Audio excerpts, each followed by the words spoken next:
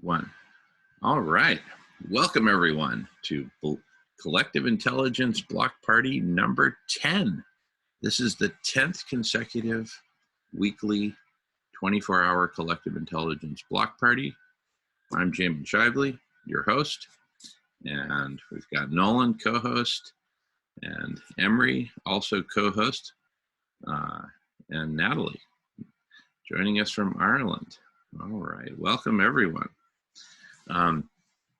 Today we're going to kick this off with a review of the big picture and the topic map. So I'm going to screen share the topic map in a moment, and this is a work in progress as we've been discussing, and it really helps me to see all the big picture topics in one place. And for me, I have an experience of all of this being kind of obvious, but it's obvious to me because I've been looking at it for so many years, right? And I'll just first articulate what's obvious to me, just to kind of get to the punchline. And then we can go deeper into the topic map. But so for me, here's the punchline. The punchline is, and I'd love to hear all your thoughts on it before whoever would like to share, before we screen share and go into the different topics on the topic map.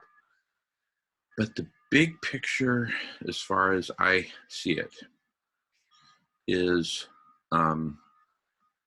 humanity and complex life on Earth and Mother Earth herself, we're all in this death spiral, driven primarily by planetary overheating as perhaps the single biggest driver. But what's driving that driver? What's driving planetary overheating is all the greenhouse gases we've been emitting, the overpopulation of humans, and the destruction of the biosphere in order to support monoculture agriculture to feed all of us wonderful humans. And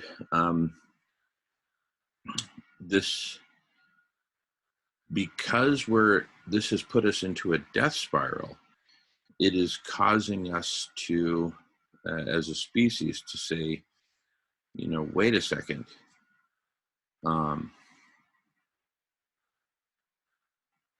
What's going on here? This is obviously not working. We're all about to die, is the headline, right? And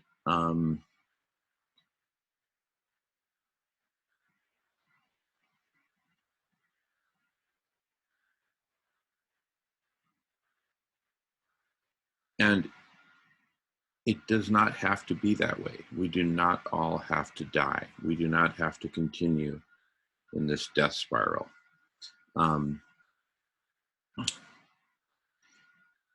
For us to get out of the death spiral,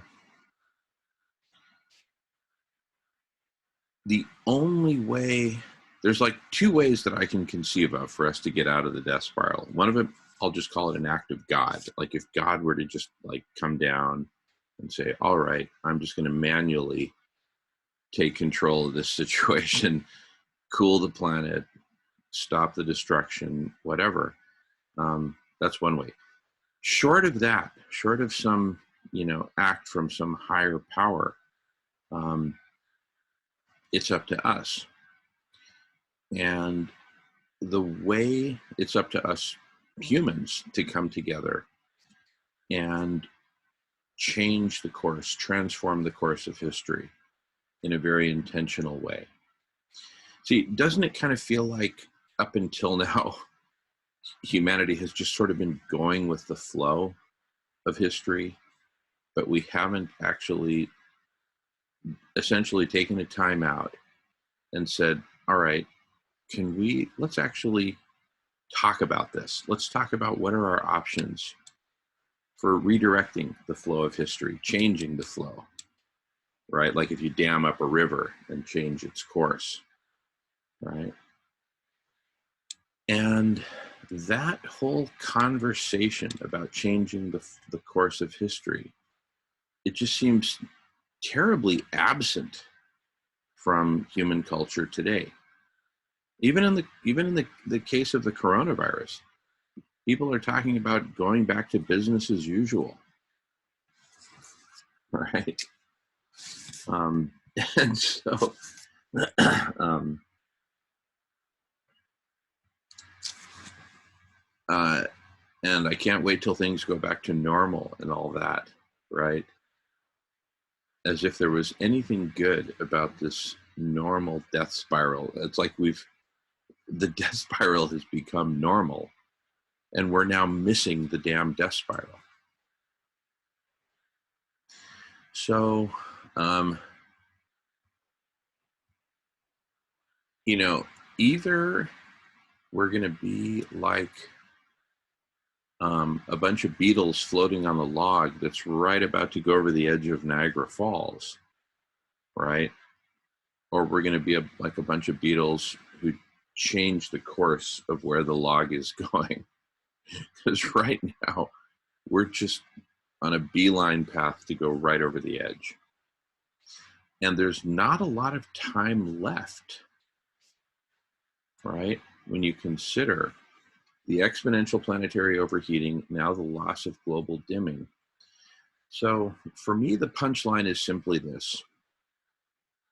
We humans need to come together in an organized network of conversations, open to all people to join, and spanning all relevant topics, so that together we can co-create a new path forward. We can change the course of history. And for us to come together and form a network of conversations, number one, two things have to happen for me that I can see for that to happen. One is we need some sort of a platform or framework within which to do that. That creates a place where all these different conversations can be posted and people can see like a menu of conversations to participate in. And number two, we need to have a culture of conversing with each other and jumping into a planetary conversation or this planetary network supported by this platform that I'm talking about, right? And this conversation right here is one of the pioneering conversations to get us there, right? This is a 24-hour event we do every Friday, Saturday, basically holding the space for anyone who's interested to jump in and join us and say, hey, I love what y'all are doing. I want to be a part of it too. I'd like to be a part of saving life on Earth through the application of collective intelligence.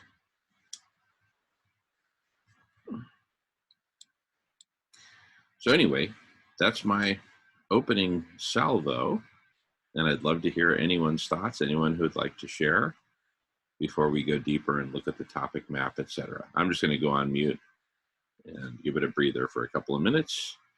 Meanwhile, we got Miles joining.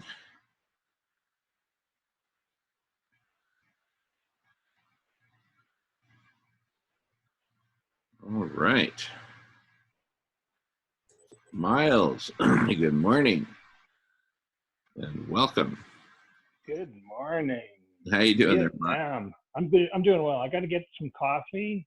I just woke up, so that's why you don't see me. No problem. Awesome, Miles. Good morning, Nolan. Good morning, Emery and Natalie. Awesome. Good morning. Morning. So yeah, what we don't let me interrupt. I'll try to catch up wherever you are here. Sure, no problem. We're just We just started in earnest just a few minutes ago, so you're in very good time. And the first topic, as per the agenda, is we're talking about the big picture, and then we'll be delving into the topic map that I've presented before. But the big picture is, like, as I've just articulated it, very, very simple. We're in a death spiral. To get out of it, it's either going to take an act of God, or it's going to take humanity coming together and organizing ourselves as a planetary collective intelligence, or a collective superintelligence, CSI, as we like to describe it. And that what we're doing here is both setting an example and creating a space, and by having a big 24-hour window and venue that's open to anyone and everyone to join. This is, for me, one of the beginnings, not the only beginning, but one of the beginnings of humanity coming together in a network of conversations. And having recapped that, I'm going to now go on mute and invite anyone who wishes to jump in and comment to please do so. Love to hear from everyone. But no pressure. There's never pressure to speak here on the Block Party. Going on mute. Well, I'd like to just comment. Sure. You know, I would like to see more people come around, you know, to the collective, you know. I mean, certainly there's motivation enough, right? There should be motivation enough. But I'm wondering what it is about people these days, you know. Maybe we got too much on this coronavirus thing and the preoccupation of worry about that. I don't know what it is. It's, I mean, the problem seems so far basically very complicated problems, but I wish more of us would get involved, basically.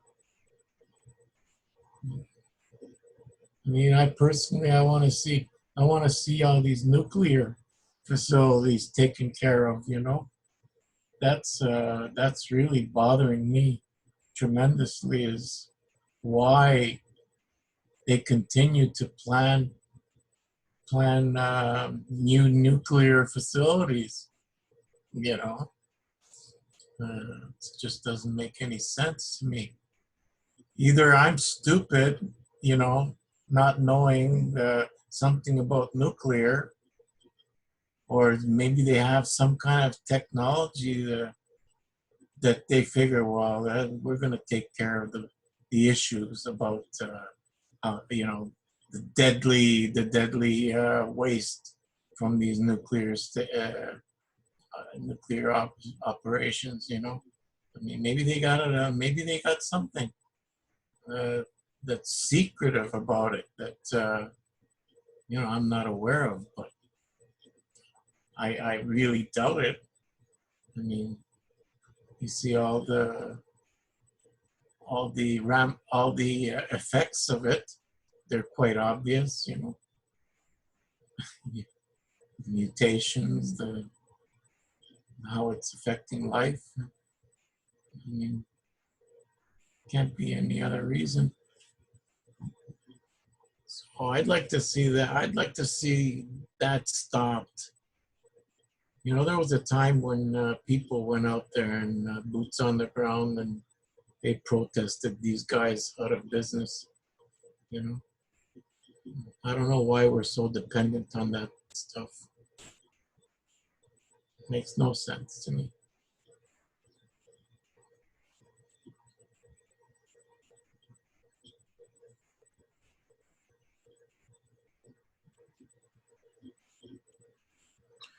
Yeah. Yeah, go ahead, Emery. No, it's me, Miles. Oh, Miles, go for it, Miles. Yes. Yeah,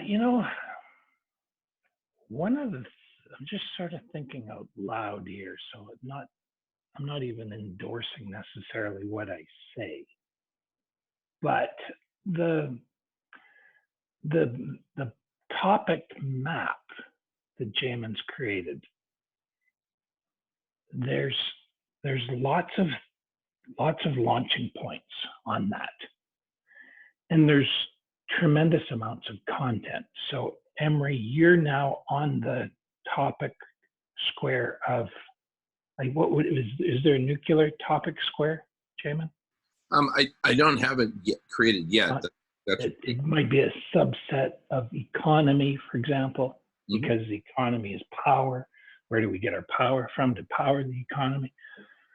Um, so with this radish, then right now you could say, well, let's just delve into what is public domain information. Let's go into the regulations. Let's go into the websites, and let's try to answer Emery's question. And the next 24 hours could easily just be consumed by that. And then somehow you would have to reach out to everybody who's ever said anything about a concern, pro or con, to the nuclear industry, and bring them into the conversation. And I think the other thing that I believe Radish needs to, create is, what are the terms of use for the Radish? So I come here for the social interaction because I'm not entirely ready to do business, as I've said in the past. Because to do business, I have to know what it is that's going to happen with what is done with what I say, or how are we going to make decisions, and where's the authority begin and end. But the social idea is huge, and that's why I come by and participate. So I've kind of rambled a bit, but I'll just throw that out there for anybody to respond.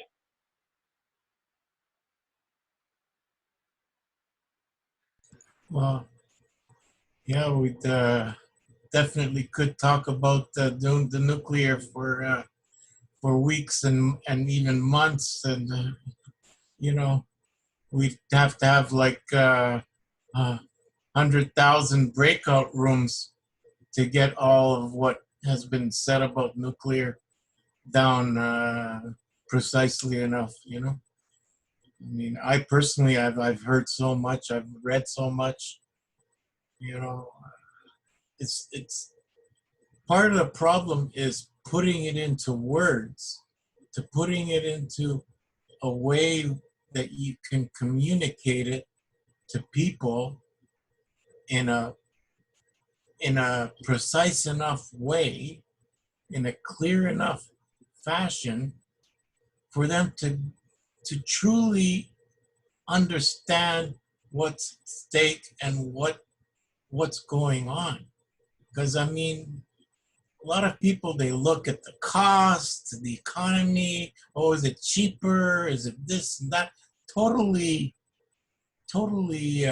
misdirected energy to think about it in those terms. When we're we have such an impact on life with that kind of technology. And how do we begin the argument? I mean, people start arguing about it.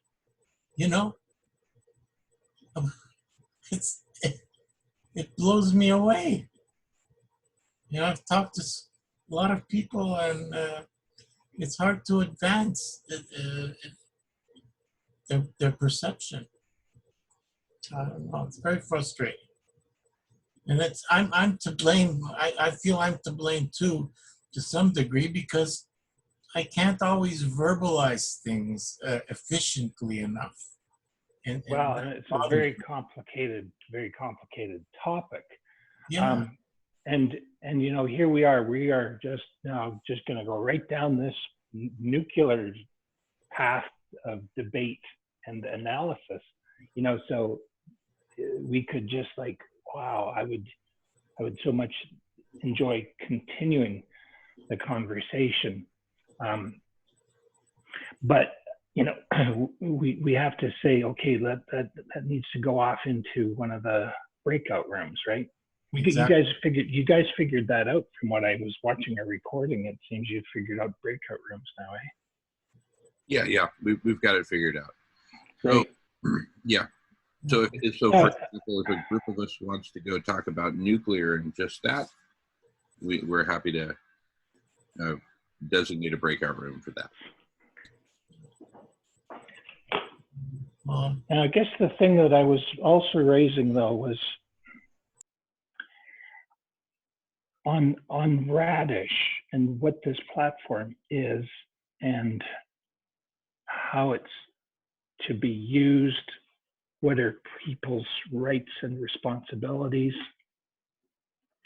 You know, like that still needs to be, I think, more developed, so people are comfortable in sharing and know what is going to happen with what they share.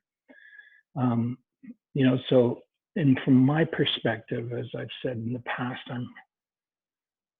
I'm not ready to do business because I'm working on governance myself and a project of my own. And then there's certain things governance-wise that I need to respect and protect.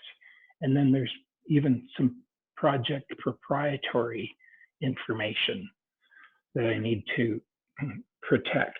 So a case in point, you know, and thank you so much, guys, because you do share stuff so openly. You know, you've made me aware of things like Wakelet. Like Emery is a big Wakelet promoter. And again, I learned that by watching the video. Now, when I go onto Wakelet, you know, as you sign up for an account, there's a long user agreement of rights and responsibilities. And they say things about how everything that you post in Wakelet essentially becomes their property, their, not necessarily their property, but their right to use and manipulate and such. So anyway, that's what I don't actually see at the front end of Radish in that big level of degree.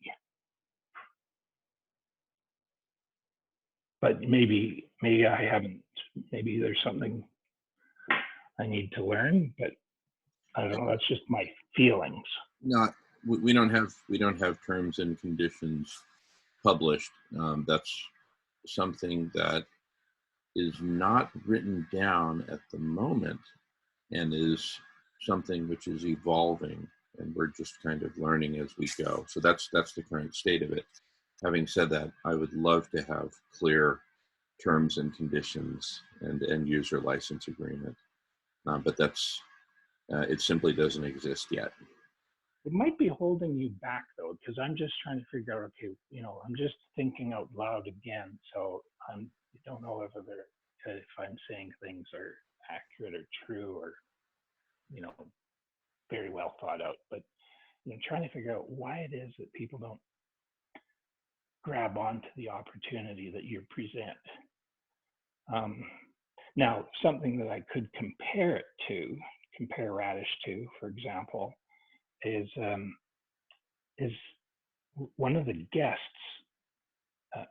on Dr. Rao's summit, 2-week summit of interviews, which you, Jamin, and Nolan were also interviewed on as guests. There was a gentleman named, I believe his name is Reverend Fletcher of greenearth.org, I believe it is. No, Green Faith. It's a collection of different faith groups, or at least they're trying to cobble them together. One of the things that piqued my interest caught my attention was he said anybody could email him to ask to use their Zoom account. And I thought, it's sort of like Radish in a way, like, okay, come on over and talk about things with us. So anyway, now, same question I would need to pose to them is, well, so if I use your platform, what are my rights and responsibilities? Where does the, is it all Creative Commons? Everything goes on there is Creative Commons, or is it, people take it and exploit it for commercial purposes? Anyway, kind of you get into that legal stuff, but that's my half-baked lawyer's brain. Sure. My feeling is that while terms and conditions would obviously be valuable, there's no question about that. My feeling is that's not what is holding people back from joining, right? In other words, what I don't imagine is the case is that there are a bunch of people who come and check out the block party and say, do I want to participate? Oh, no terms and conditions? I better stay away, right? I just don't imagine that happening, especially given how the block party is framed, and that it is a party and we're just here socializing. And if anyone wanted to get an idea what it's like before they jump in, they can either watch the stream or watch one of the previous recordings. And I think it's pretty obvious that this is a safe space for people to. Yeah, I think you're right there. That's why I come to your social club or your block party, because it is a party. It is just like, okay, and people who come to a party, you gotta think before you speak. Like, I have to think about, well, do I want to share this or do I not want to share it? What am I willing to just put out there for anybody to just take off and run with it? What am I going to say that might impinge on my reputation or the reputation of others? It's the same thing if you go to a party. So you're right. I totally agree with you there. So I think it's a very valuable conversation to have, the one that we're basically in the midst of. And welcome, James. Good to see you, James. Jump in anytime, of course. We're just having an open conversation right now about the big. Oh, go ahead, James. Go ahead. Yeah. Mm-hmm. No, I was just saying hi. All right, guys. Hello. And again, late again as usual. Carry on, Jim, and carry on. I'm just getting few bits and pieces sorted. Yeah. No, we're all in the same boat, James. We are recording and we're streaming live on Twitch. And the topic of conversation right now is the big picture. And I'm going to share the topic map shortly. Nolan's going to get a bit more sleep. All right, Nolan, get some good sleep, and we'll see you in a bit. Thanks for being here and helping get us rolling. So the big picture is, what's it going to take for us to get out of this death spiral? And like I said at the beginning, it's one of two things: either an act of God, or we're going to have to come together and do this ourselves. And and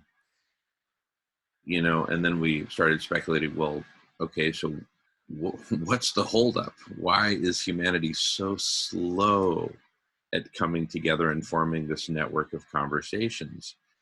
And we're speculating on that. Natalie writes, I think a small part of it could be the joining, etc. It took me a while to work the joining and Zoom. Then using Zoom was so alien.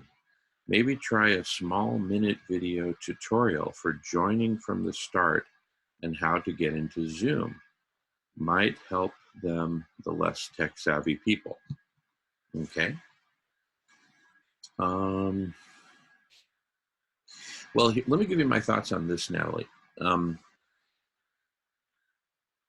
let's say there's someone who finds out about the block party and they're like, hey, I want to join. And then they find out, okay, it's on Zoom. I see the Zoom link to join the block party, but how do I do Zoom? So if they have fundamental questions about how do I do this Zoom thing, it would occur to me that what they might do is just go to Google and type in, how to, Zoom tutorial, how to do Zoom, or Zoom for first timers. And there's got to be hundreds of YouTube videos out there that tell people how to use Zoom, the basics of Zoom. So I don't see that as something where we can really add a lot of value at this point in terms of communicating to people the basics of how to use Zoom. I think other people have solved that problem.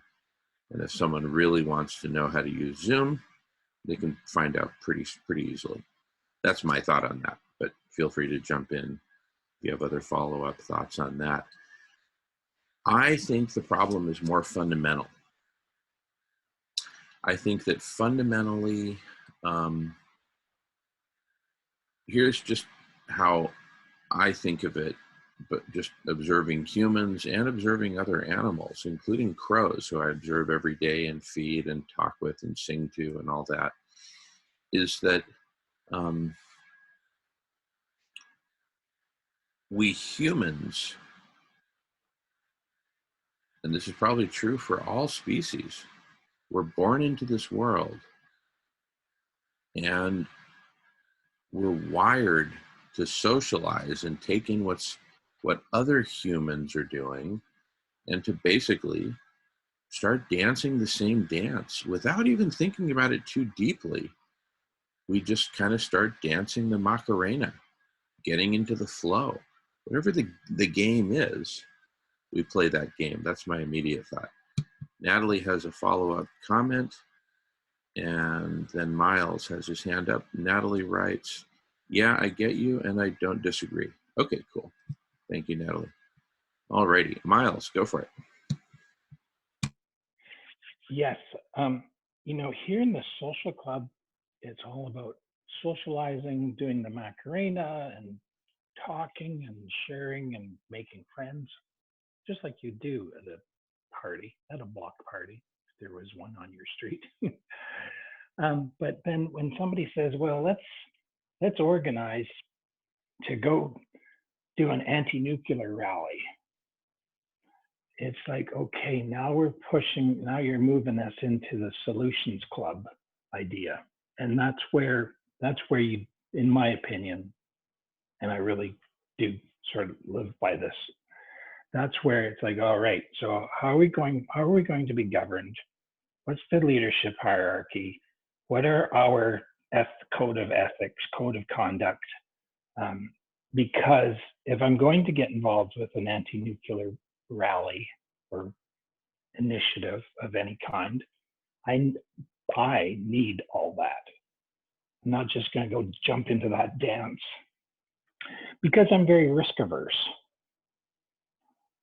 So in a sense, there perhaps needs to be a square on that map, topic map of, okay, if you want someone like Miles to join in any solution activities, how would you organize and actually charter officially initiatives?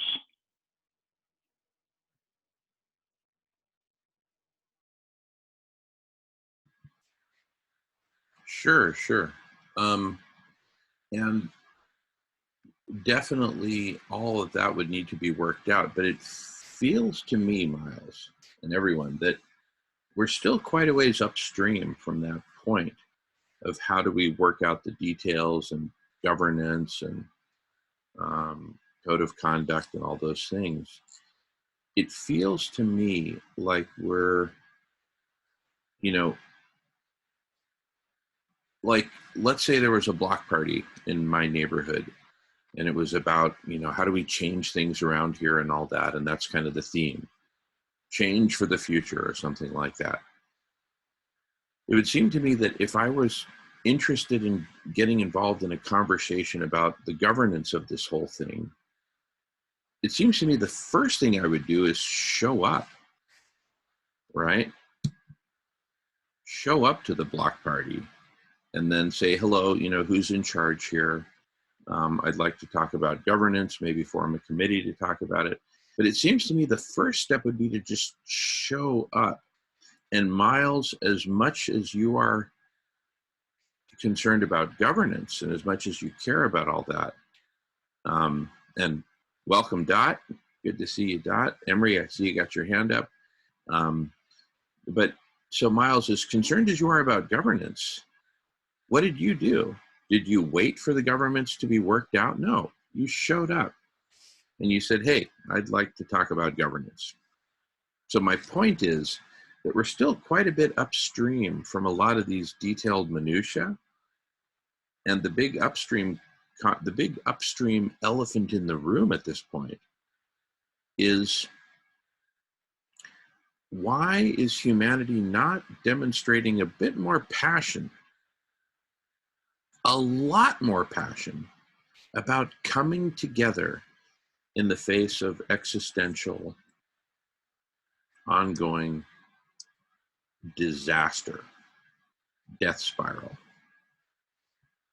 I mean, it's kind of like we're a bunch of zombies on a toboggan ride that's about to go over the edge of the Niagara Falls to our death. And we're all just kind of like, duh.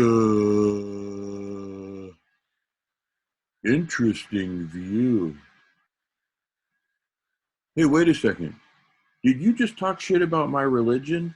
And then it's like we're starting fights inside the canoe, rather than saying, wait a second, we're all about to die. You know? So what is it that's keeping humanity from like coming together with tremendous urgency and saying, let's do this. Let's at least start talking with each other. All righty. And let me read a quick comment from Dot, and then Emery has his hand up, and followed by James. Dot writes, hi, I've been watching the stream for a while. I can say for myself personally, I got turned off after the whole Project Open Air thing, where we talked about doing so much, and then I was the only one there. I felt like we talk about the same things every week, and when there's an opportunity, no one does anything.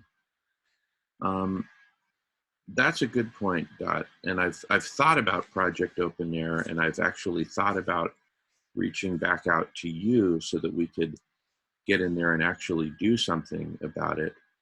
And we may well take that on today or after today. So let's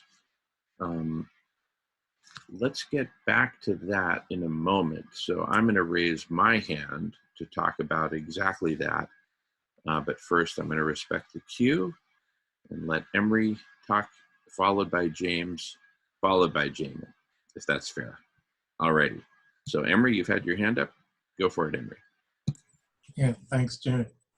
You know, what I want to say is this community that we're building here, you know, online with the collective intelligence.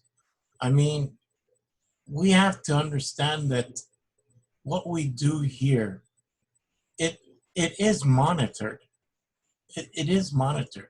And that's great. I want it to be monitored. And I guarantee you, those that monitor what's going on here on the internet, okay, with meetings like this and all sorts of meetings, okay, there are people in key positions, okay, that need to be educated, okay, and they are in strong positions of power where they could make changes, they could make things happen, okay, in that world, all right, and we have to educate them, and by coming together and talking about issues like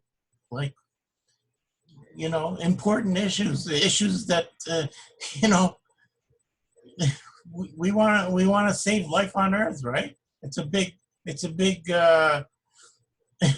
it's a big project, right?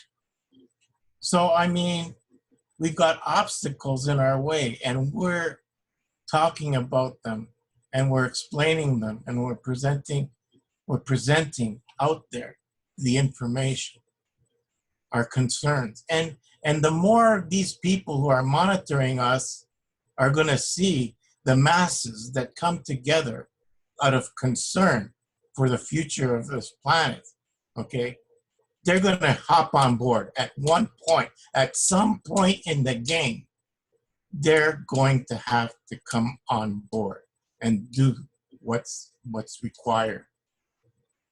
You know, that's my hope.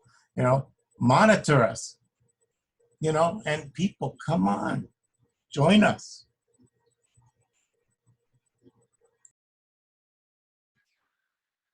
Beautiful. Thank you, Emery. All right. We've got James in the queue, followed by Jamin, followed by Miles. James, if this is a good time for you. Yeah, just in answer to your question, why is it we can't get everybody to realize, you know, everybody's in the same canoe? I think that answer is simple, really, in the sense of the world that we are in at the moment. Like we take, for example, you know, the top 1% when it comes to wealth. I think it's just reversed in the opposite way when it comes to there's about the top 1% who are actually aware of all of the connected problems that are adding up to complete and utter fucking, you know, disaster for everyone. But most people don't see that because they can't see the big picture. There's too much misinformation out there, and we all live in a world of misinformation. Like, it's,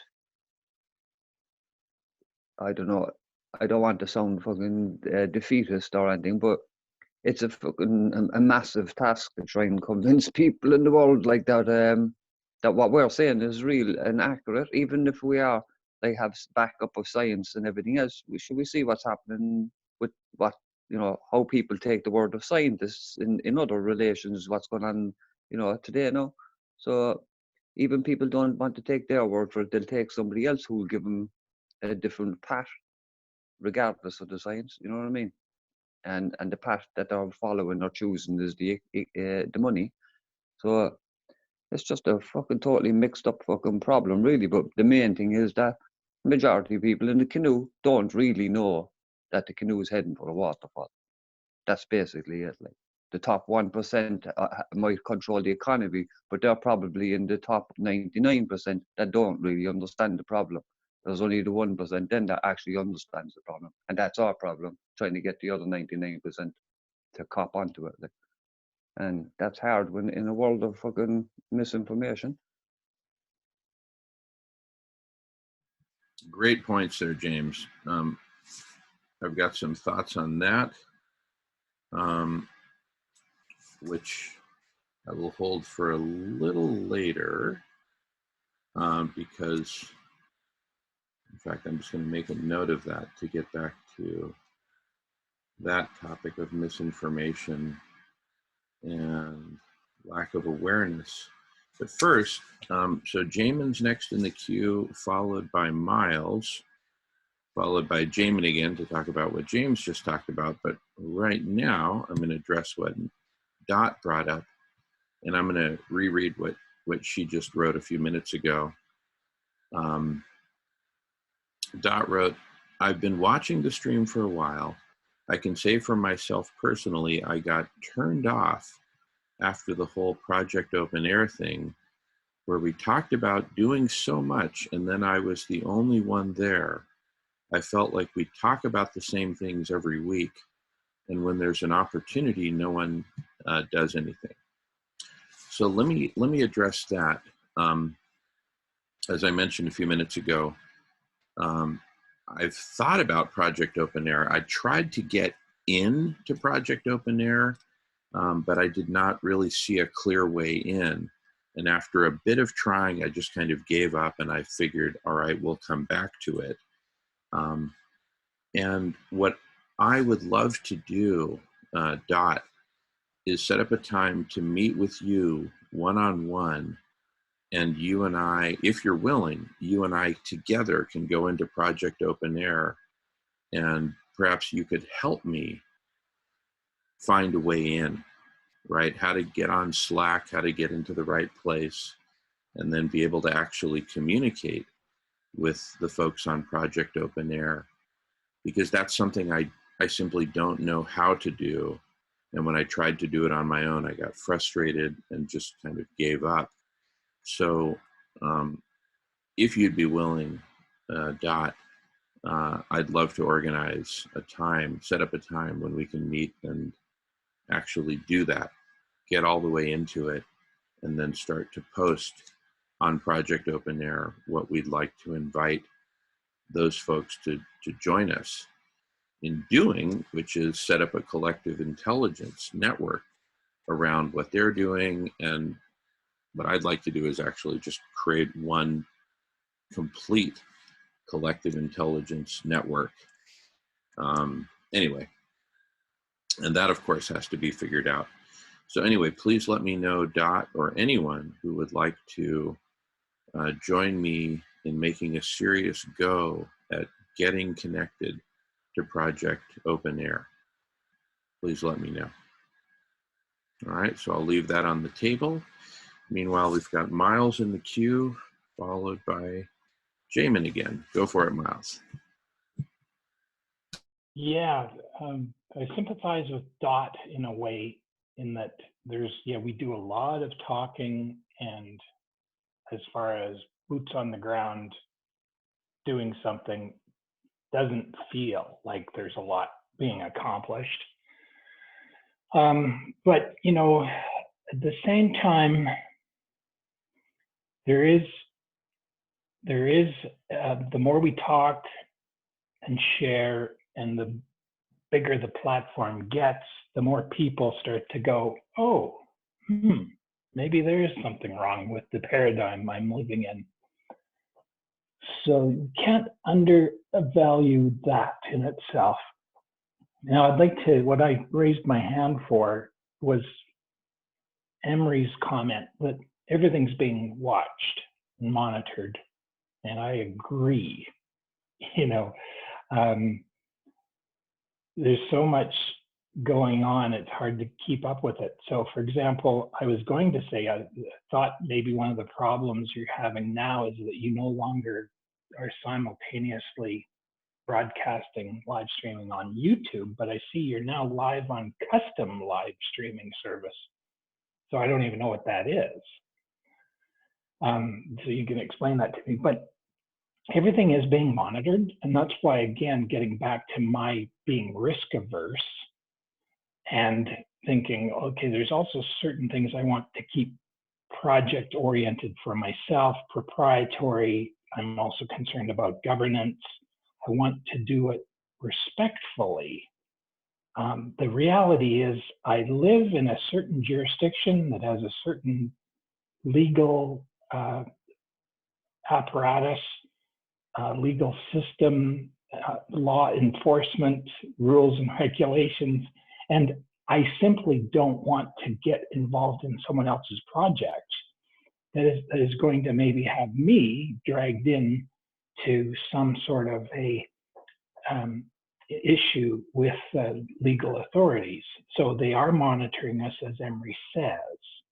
And this is where, before I move into doing business with anyone, I need to have a real thorough understanding of who's in charge, who's going to be the CEO, who's the board of directors, what are your rules of governance, code of ethics, and all that. So, yeah, I'm happy that people are monitoring this, and I'm still working on a concept of civil obedience, radical civil obedience, as opposed to radical civil disobedience. Because the people who are watching are going to say, oh, wow, these people are actually very sophisticated. They're actually using their rights, their constitution, and wherever you may live, you have a constitution or more that is governing you. And these people that are watching are like, oh my gosh, if they start cluing in on that radical civil obedience, now we're really at risk. As long as we can arrest people and throw them into especially for-profit prisons, it's like, let's just keep it going, man, because we're making money.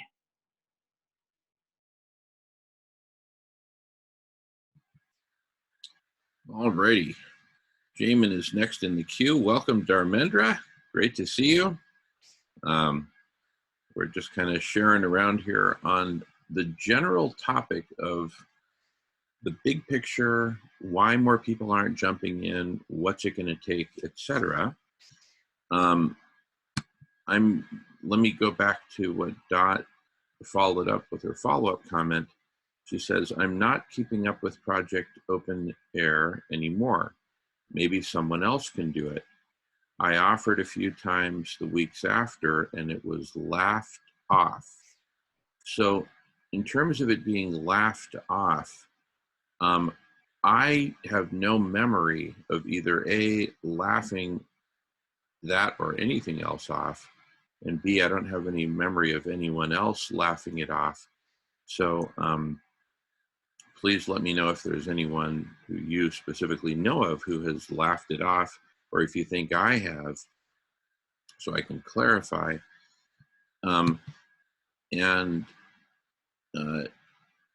Dot writes, I kept saying join the Slack and everyone only laughed.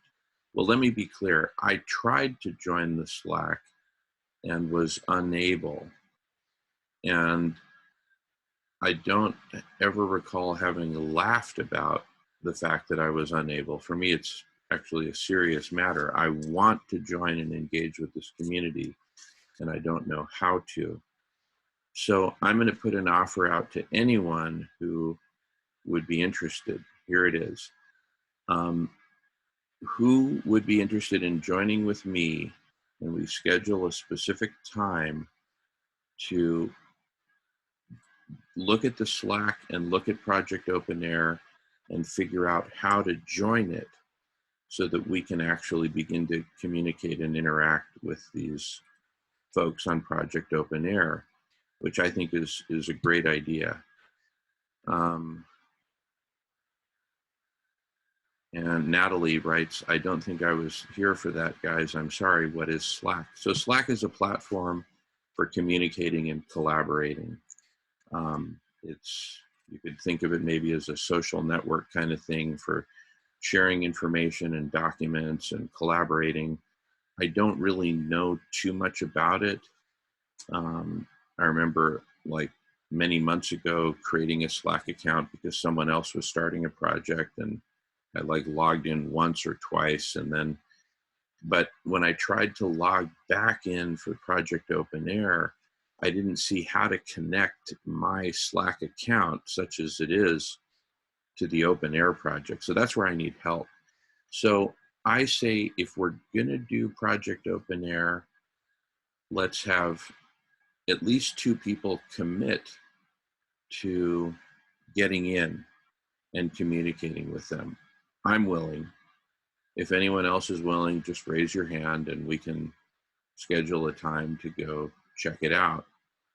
Well, I jump in on a heartbeat, Jamin, but I'm not tech savvy, and plus I have only my phone to work off. My laptop was broke down a long time ago.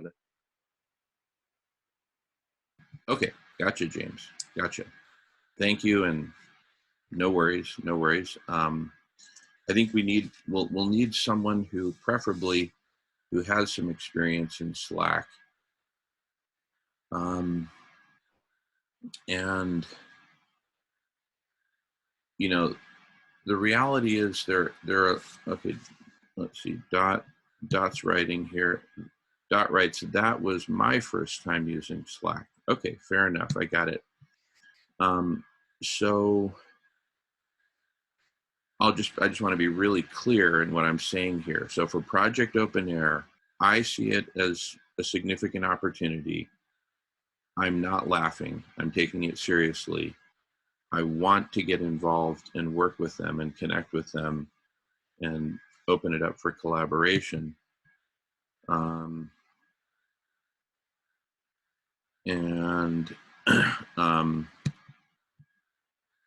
and what I'm saying is, rather than me just try to jump in and do it alone, I want to go in with at least one other person so we can apply our collective intelligence to figuring out, A, how do we get in? And then how do we communicate with the others on Slack? So I'm open to that. I want to do it. And if anyone else who's willing and who has, the right toolkit, like a laptop, and, but, and Dot, I totally hear you. That was your first time using Slack. Totally get it. I'm just saying, if we're going to do it, let's do it. Let's commit to it and let's do it. Otherwise, let's just leave it on the list of possible projects that we might get into someday once there's a critical mass of us willing to jump in. In the case of Project Open Air, a critical mass would be just two of us who are willing, and and we schedule time and we just do it. I think that's the next step there. I'll just say one more thing about that. We've got two folks in the queue, Emery and Miles. Help me out, who raised their hand first? And then we've got James. Okay, maybe it was Emery first. Okay, so Emery, Miles, and James. But before I pass it on, I just want to say that this is block party number 10. And during the first several block parties, up until now, actually, there's been quite a bit of work and energy expended just to keep our two big weekly meetings going. This is a 24-hour block party. This is a serious commitment of time and energy and organization to keep this happening every week. And then we have the 8-hour Tuesday Solution Club. And so for me, the last 2.5, 3 months of my life have been really centered around keeping these meetings going. Just having these meetings is a significant expenditure. And I haven't really been able to carve out the time and mental space and mental energy to take on specific projects outside of this, like Project Open Air. And to be clear, now, today, on April 17th, 2020, I am willing to commit to Project Open Air. Before, I was not ready, not really ready. I tried, I was like, okay, if this is easy for me to get into, great, I'll do it. We went to that one video conference on Project Open Air and I articulated my intention. So my point is that we have a lot of possible leads that we can follow. We need to be very thoughtful about which ones we're going to follow and who's going to jump in and how we're going to do that. But just because an idea was proposed a few weeks ago and not followed up on then, A, it doesn't mean it was a bad idea. And B, it could be that the right critical mass of available people simply wasn't ready to go do it at that time. But now may be a good time, or next week, or in a few weeks may be a good time. So let's be patient with ourselves and patient with each other and not give up. That's my request to everyone and to the universe. All right. Emery's next in the queue, followed by Miles, followed by James. Go for it, Emery. Yeah, thanks, Jay. I wanted to ask you, Jamin, when it comes to organizations like platforms like Slack, and we recently had the field trip over to what now what, and we have platforms such as Facebook and whatever. How do these compare? Like, like what are the advantages of one over the other? I mean, I'd like to know. Like, I mean, we're spreading ourselves all over the place, you know. Like, what is it about Slack that's so exceptionally great compared to other things, other platforms, other places where you could plug in? You know, you could plug into Slack, or you could plug into somewhere else. You know, how do they compare? Like, could you shed some more light on that? Yeah, I'll be happy to. I'll just respond to that super quick. So in the case of Slack, it's not like Slack is this platform where you can just jump in and there's all these different projects happening. In the case of Project Open Air, they happen to be meeting on Slack, and but they just as well could have been meeting on Flipgrid or Wakelet or Facebook or any other place. It just happens to be that's sort of the medium that they chose. So I don't think it's so much that one medium is better than any other in absolute terms. I just think that certain projects are meeting in certain different venues, right? Depending on the needs of the project. Anyway, that's all I have to say about that for now. Happy to talk more about that. Meanwhile, Miles is in the queue, followed by James, and then followed by Jamin. Go for it, Miles. Yeah, so this 24-hour block party is just that for me. It's a party. So, this morning I brought my coffee and joining you guys for coffee. We're chatting, we're talking, conversations go this way. All of a sudden we're talking Project Open Air, which sounds fascinating. First I've ever heard of it.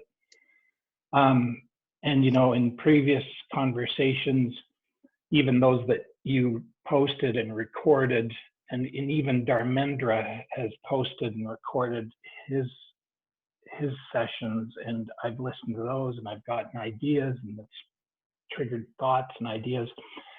So this social club, or this block party, is just that. It's people coming together to talk. Oh, Project Open Air. So here we are, we're in the coffee shop and we're chatting, and a couple of people now say, hey, that's kind of interesting. Maybe we could collaborate on that. So just as if we were meeting at a block party, people would say, well, let's set a date and let's get together for more coffee and talk about this. And then we'll get into, okay, how are we going to organize ourselves? What's our vision, mission, goals, and culture going to be? How are we going to govern ourselves? And everything that I've talked about, which makes me sound risk averse, but no, I'm just trying to be business minded about it. So therein is where perhaps you just keep marketing this as it's a block party. People come and meet people, mix and mingle, and gee, I hope you guys connect over ideas, and you'll carry on and collaborate and come up with your terms and conditions and your culture. And if a handshake is good enough for you guys to do what you want to go and do with Project Open Air, then handshakes is all that's needed. But and a little bit later we'll be changing from coffee mugs to martini glasses, and plates of hors d'oeuvres will be served. Yeah, just a quick comment on that. I like what you're saying, Miles, because this, I think you characterized well what we're up to here with the block party. You could sort of think about it as kind of like a large clearing at some big trailhead where there's different trails going up different mountains or something like that. This is just an open space. Hey, if people want to get together and, hey, let's go climb K2, go for it, right? I just happen to be the dude here standing at the clearing at 6 o'clock in the morning, smoking a joint and eating some trail mix and just chatting it up with other hikers, right? So I really like the way you characterize that, Miles. We're not a corporation. We don't have bylaws. We don't have a board of directors. We don't have all that stuff. We're just a place in the middle of the street where we're getting together and talking about what's it going to take for humanity to save life on Earth. And we think collective intelligence is going to play a critical role. So we're practicing it right here at the trailhead. You know, and like I said, if a couple of us want to get together and go do Project Open Air, let's do that. I've raised my hand and said, I want to do that. I'm waiting for someone else to raise their hand and say, yes, Jamin, I'll go there with you. Right. And if it happens, it happens. If it doesn't, it doesn't. Meanwhile, the block party goes on. This is one project that I am in and I ain't leaving. So anyway. Yeah. And I'll be doing this too. And, you know, I don't know if it's the next 22 hours or whatever there's left, if I'll have anything to bring to the block party, but you know, I'll have someday, God, sooner rather than later, I will come and to the block party and say, hey, this is what I've got over here, people. Anybody want to head up this trail? You know, so just sorry that it's taking me so long, but yeah, this is where I like this. As I said, it's why I show up for the block party, and I'm not showing up for anything else because I've got my sort of path up the mountain that I'm scoping out, and if I jump onto Project Open Air, I know that okay, well, I'm not gonna make any. It's slow enough for me to follow that path that I see up that mountain. If I jump over onto Project Open Air, I'm never gonna get up that trail. But nevertheless, I'll be watching. You know, what's Jamin and Dot doing over there? And if I can see across and see something that I need, I'll be right over there, you know, to borrow it or to help. Maybe it's a tool I need to get to the top of my mountain. Yeah, very good. Very good. All righty. Well, we've got James next in the queue, followed by Jamin. Go for it, James. Yeah, thanks, Jamin. Yeah, I like the way Miles put that there as well. It's I suppose in a sense that's the way it's evolving anyway. This is very much a 24-hour conversation about what we can do to solve problems in the world. Like, so, you know, that is a nice way of putting it. And the Solution Club is how we start to resolve those problems, I suppose. But yeah, I only wanted to interject earlier on the point about the Slack.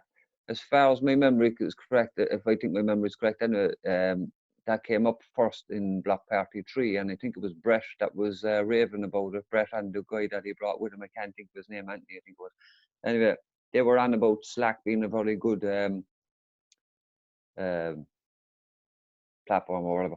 But I think at the time there was conversation anyway when that was brought up, and similar to this, I'm not sure whether that was involved in that or whether I read any text or anything. I can't remember anyone laughing or off. Well, I do remember you taking some kind of a vote or saying, because there was like Emery's conversation is almost a repeat of history there a while ago when he was having, what's the difference between this platform and that platform? That was what was coming up when Slack was mentioned, and you just said, okay, anyone familiar with Slack, blah blah blah, and I think it was just, like you said, shelved for a later date, but not ignored in a sense, because the majority were more or less okay with the Zoom situation at the time. But no, I don't remember anyone laughing it off either. And I'm sorry if that thought that maybe somebody was laughing at something someone has done or something at the same time she texted, I'm not sure now, and I'm not making excuses, but I don't think there was anything ill intent there anyway.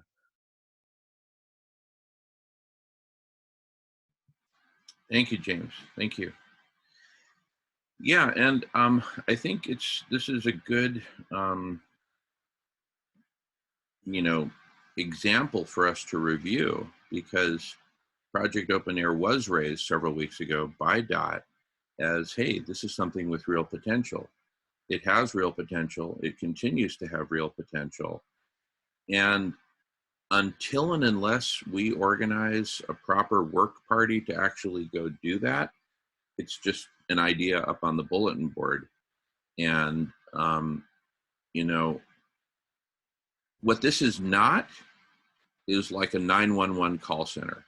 where a call comes in and we guarantee we're going to do something about it. That's what this is not. It's a block party, right? If somebody wants to organize a work party and commit to it, great. I'm willing to commit to Project Open Air, but I'm not willing to go do it by myself. So if I get at least even one other person to commit with me, let's go do it. Otherwise, it's an idea up on the bulletin board. While I've got the floor, and I see Miles has his hand up, followed by Emery, but while I've got the floor, I wanted to address something that James brought up earlier, which is, you know, misinformation and people not being aware of what's going on and the problems of the world. And so I would look at it I look at it in the following way. Even if 80% of humanity is totally unaware of, you know, just how close we are to extinction,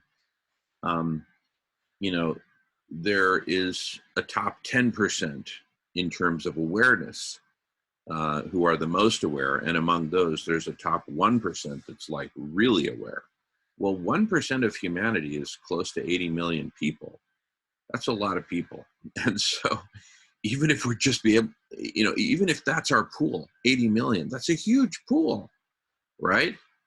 Even if we had 0.1% of those 80 million participating in conversations, 0.1% of that 1%, right? Which really amounts to 1/1000th of 1%, right? That's still 80,000 people. Where are the 80,000 people, right? And I have a hypothesis. Let me put it in the following terms. If those 80,000 people, that 1/1000th of 1%, right? If those 80,000 people were aware that there's this network of conversations and that they're inviting others to join in, please join us, please. I think those 80,000 people would sign up and join. I don't think that there is an awareness, even among the 80,000, the 80,000 most aware, most dialed in, most passionate, most committed. I don't think that they're aware that there are open public Zoom video conferences that you can join and help build this network of conversations. That's just my thought on your earlier thoughts that you had raised. I agree. I agree 100% there. That was the point I'm making. We're all in the canoe, but we still, everyone collectively, including the 1% that do have a clue what's going on, yeah, we're all in the canoe. But the other 99% is saying, how do we make them cop on? But you're right. The only way you can make the 99 that are in complete darkness understand is to get the 1% together. But the 1% are still in the canoe in separate groups having separate conversations, as you said. So I think we should make it our mission to go do a YouTube scouring and find all these people who are posting all these similar connections and find a way of connecting to all these people and advertise this block party on it so that we can say, look, we're trying to set up a platform for the whole lot of us to get together to collectively do something about it. You know what I mean? So we need to reach out to these people who are putting up these posts on YouTube or anywhere else or on news. It doesn't matter. Whoever, just reach out to everybody. The 80%, as you said, that have a clue, or the 1%. Because that's otherwise we're again in the dark here on YouTube, with the majority not really knowing what's going on, looking at these things and not really just taking it as another video up there with people talking, and majority we're thinking we're talking, misinformation again. Like, that's the way people think everything is in the world now. No matter what they hear, there's somebody else has got a different story to it, so they don't know what to believe. So we need to get the people who do know what's happening together on this platform, as you said. So we can only do it by reaching out, not hoping they come across this. Beautiful. Yeah. more outreach, more field trips to other meetings, etc. Good stuff. All right, Miles has his hand raised, followed by Emery. Go for it, Miles. Okay, so my brain has a bunch of stuff going on in it, and then I forget what it was that I really wanted to talk about because something else came in. But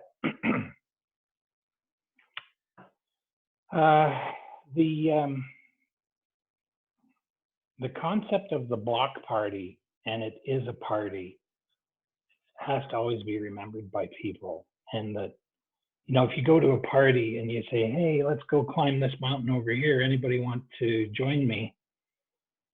People will go, oh yeah, it's a great idea. But, you know, especially if you're in the martini hour as opposed to the coffee hour, it's even less likely that people are going to remember that, oh yeah, we were supposed to go up that trail of Slack, you know. And that's another thing, like Slack. You guys keep dropping these things on me. I'm like, what the heck is Slack? I'm just trying to come to terms with Wakelet and Flipgrid and Reddit. And I'm like, I've downloaded 4 or 5 different apps, you know, some of which I've downloaded, but I actually haven't activated. But anyway, I'm kind of diverting, but in response to what you were saying to Dot, it's this, yeah, we have to remember that you may have to come back numerous times. And it does actually, the more you act, a person says, well, let's go hike this trail, the more that an individual says, well, so we're going to hike this trail on such and such a day, and this is where we're going to start, and this is how far we expect to get, you know, like the agenda. The person that lays that out and then invites people is going to get perhaps more bites. And similarly, with what I'm talking about is something that I feel that I have to formulate before I present it, and I have to be clear as to how it's going to be used. But I definitely would want to bring it to the social club or the block party and say, hey, this is what I'm doing over here, people, for what it's worth. And some of you would say, well, I'm not really interested because what the heck do I want to know about Canadian constitutional law, for example? You know, that doesn't have anything, in my opinion, to do with the animal abuse virus, COVID-19. I'm trying to say that more often, you know, just because everybody's putting out misinformation when they just say, "Oh, coronavirus." We're not mentioning that at all, Miles. That the C word is forbidden because we get cut off the mainstream. What? Really? Yeah, we have to use a different word. Yeah, the reason we got taken down from YouTube was that we mentioned the C word too much. And so what I've started doing is using the name of a different Mexican beer, Dos Equis, as kind of the... Oh, that's why you were saying Dos Equis. Yeah, exactly. Oh. Instead of the other Well, one. are you sure that's the case? Because I just posted, well, mind you, he did have his YouTube troubles as well, but I just posted that there is this Dos Equis global check-in event that Skip Conover's running. And, you know, it's in keeping with what you're doing, right? He's got a call out to the world saying, okay, tell us your stories, how you're handling the Dos Equis situation. So it's not exactly live though, Miles. Okay.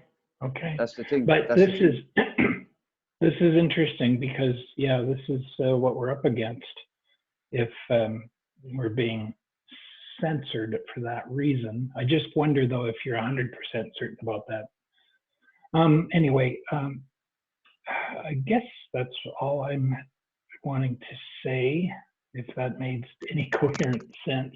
But I guess in summary, it is a block party, as you said, Jamin, and don't take offense if something you come to the block party with initially doesn't get the response you like. Just keep coming back, you know, more detail, more information, and then you'll probably have more people joining your particular path for another day. Exactly. Very good. And just to address your question there, Miles, are we quite certain that we got shut down because we were mentioning the alternate name to Dos Equis? And we did get messages from YouTube saying that our bots are basically shutting down conversations that mention the alternative to Dos Equis. And so they were quite explicit about that.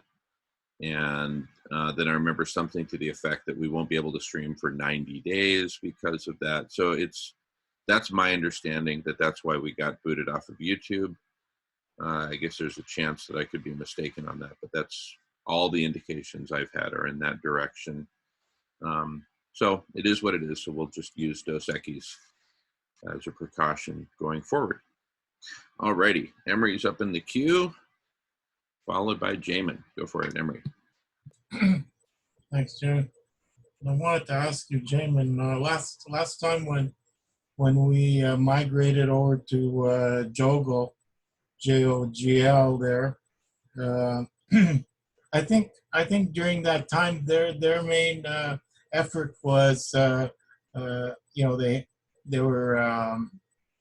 they were screening about 900 or 800 people there. They were overwhelmed with the interest about the Dos Equis problem, whether it was the main issue, and their shortage of ventilators, or what was it? I think it was ventilators. That was the crisis at the moment, the shortage of ventilators. And anyway, my memory tells me at that time you were going to submit some kind of a proposal. Am I correct? And this is going towards the the issue of well, did we decide to just go at our own direction at that time, or is this also project Open Air? Emery, I'm going to interrupt you for a second. You mentioned JOGL. Can you clarify what that is for people?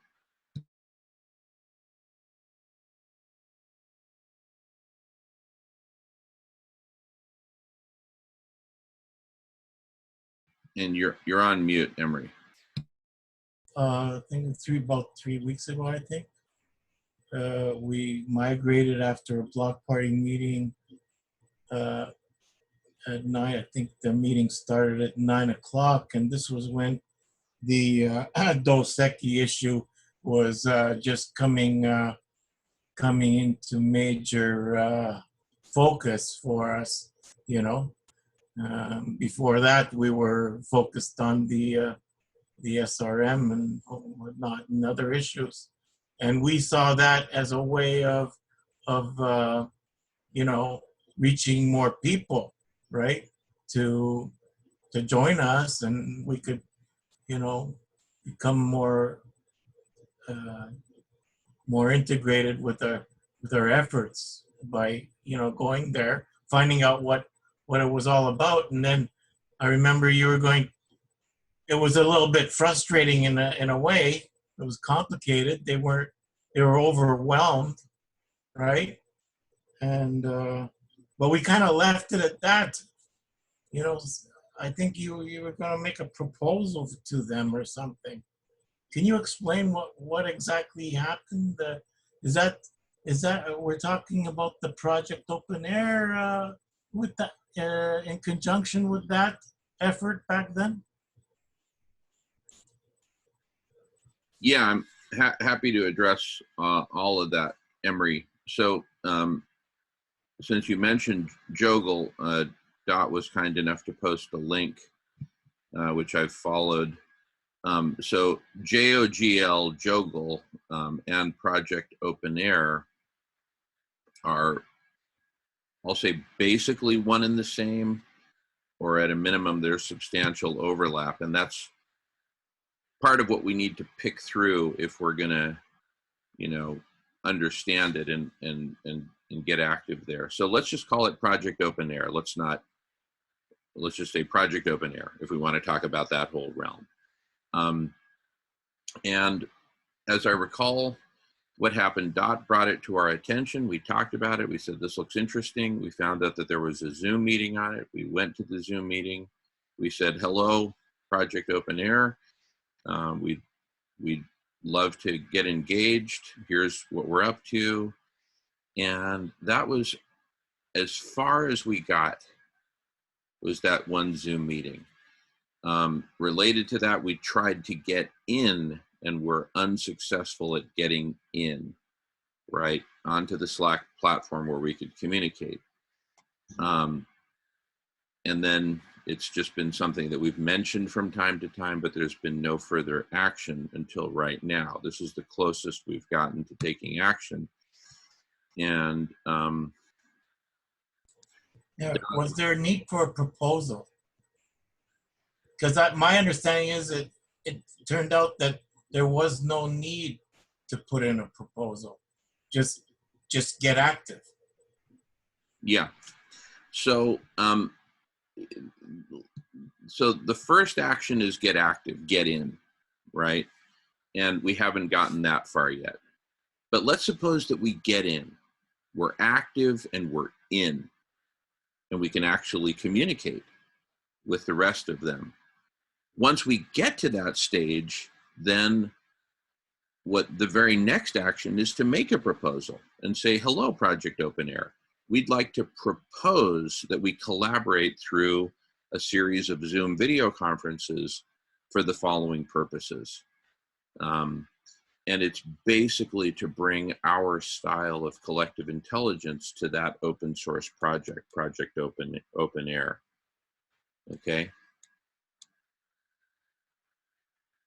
Now, let me get back to what Dot proposed. She wrote a few minutes ago, Jamin, I'll help you get on Slack, but I'm anxious that they won't take us up on the offer now that it's been a few weeks later. So here's my thought on that. If our offer is a good one, and I think it is, then those who see value in it on that project will engage with us. Those who don't, either because A, they don't like the project, or B, they don't like us because we're now a few weeks late to the party, that's up to them to ignore us, right? Or worse. But what's the worst they can do? So as far as I'm concerned, because it has good potential, I say, our options at this point are either we try or we don't try. It's that simple. I don't really see a lot of in-between options. And I'm of the mindset that we try. So what I'd like to propose, and Dot, thank you for being willing, why don't we set aside a time when we can have a one-on-one meeting, you and I, Dot, or you and I and whoever else would be interested in joining us. But let's schedule a time when we can work on this, get into the Slack, figure out how to do that, and then post an invitation for anyone who wants to join from there to join one of our meetings, get to know us, Block Party Solution Club, and then we can work together to develop a Zoom-based video collective intelligence to support what they're doing. And we can also talk more about what proposal we want to make. But the first step to any of that happening, as far as I'm concerned, is let's us schedule a time to meet and work on this in a concentrated way. Go beyond just talking about it at the block party, but actually set aside time outside of the block party to work on it and do it. And Dot writes, on the Slack, they kept asking about what happened to the Radish people. I told them I would contact you and send emails and everything. It was getting awkward for me to keep having to say, yeah, I contacted them. Okay. So that's the reality of where we're at now. And I appreciate your being in communication with them, Dot. Dot, are you willing to set aside some time for us to work on getting connected and getting back into communication with them and making it happen? Are you willing to do that, to set aside time outside the block party? Yes, no?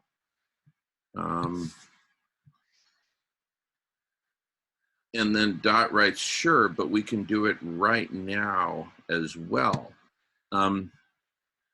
So here's okay. So here's what I'm hearing you saying, Dot. Yes, you're willing to do it outside the block party, or we could do it inside the block party as well. My strong preference is to do it outside the block party, because this is something that, as of right now anyway, of the 7 people here, there's only 2 of us who actually want to work on that. And so the other 5 would basically be sitting here waiting for us to get through whatever process we're going to get through, and we'd be wasting their time. That's my concern. So I'd much rather we set aside time outside the block party that we can really focus on it, and we don't have to worry about anything else, block party or otherwise, and just focus on Project Open Air. So would you be willing to do that with me, Dot? And if so, might you have time on Monday to do that?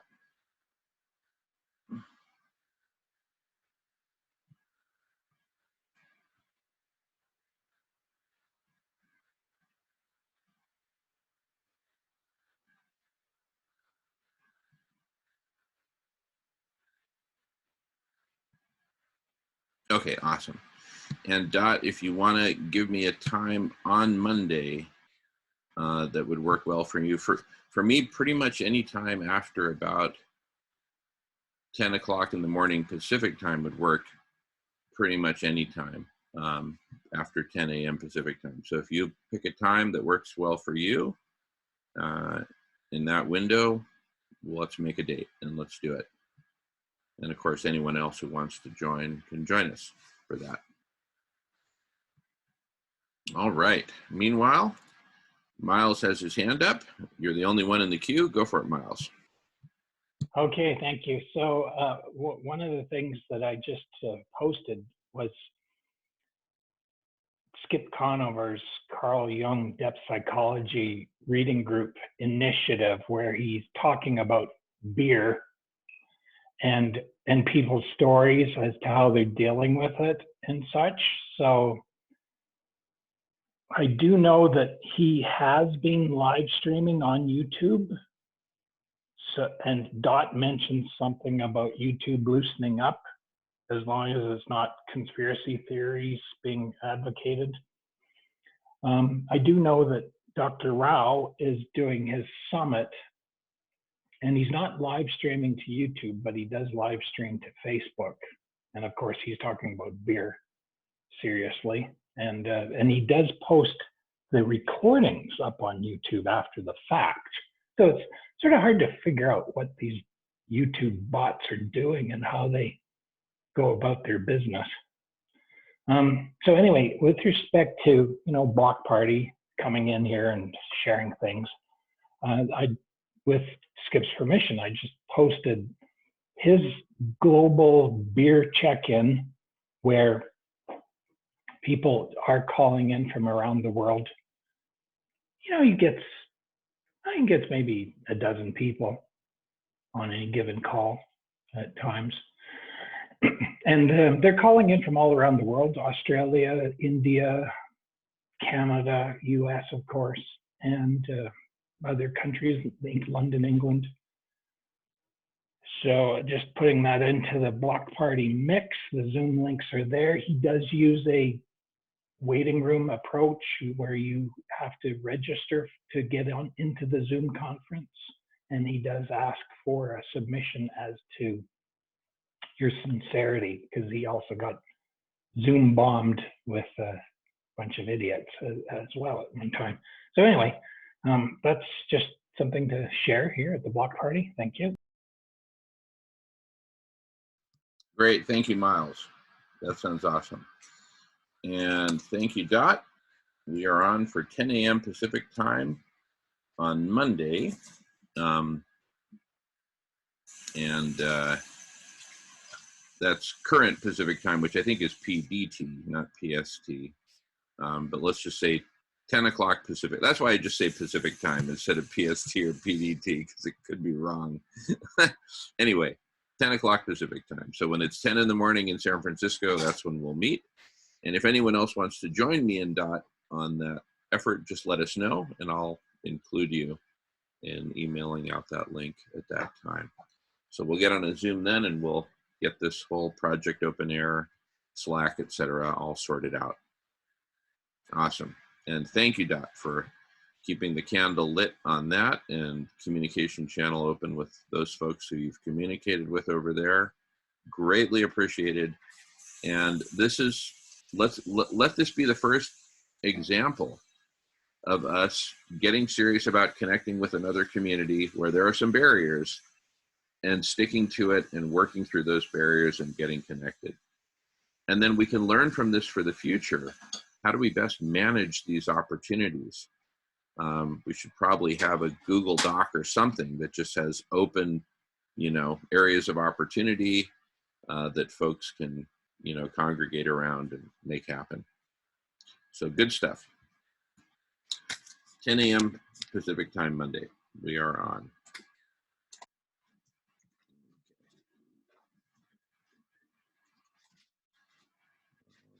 Okay. All right. It is now 13 minutes after 8. I already fed him a big scoop. Go for it. Okay. Talking about feeding the crows. All right. Awesome.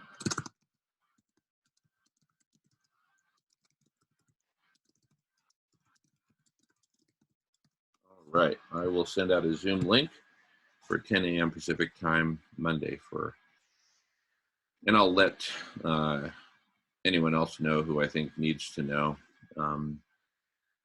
But for starters, it'll be Jamin and Dot meeting and working that out. Good stuff. I'd like to take a quick little bathroom break. Shall we take a 5-minute break and reconvene at, say, 20 after? I'll just keep it rolling in case folks want to keep chatting.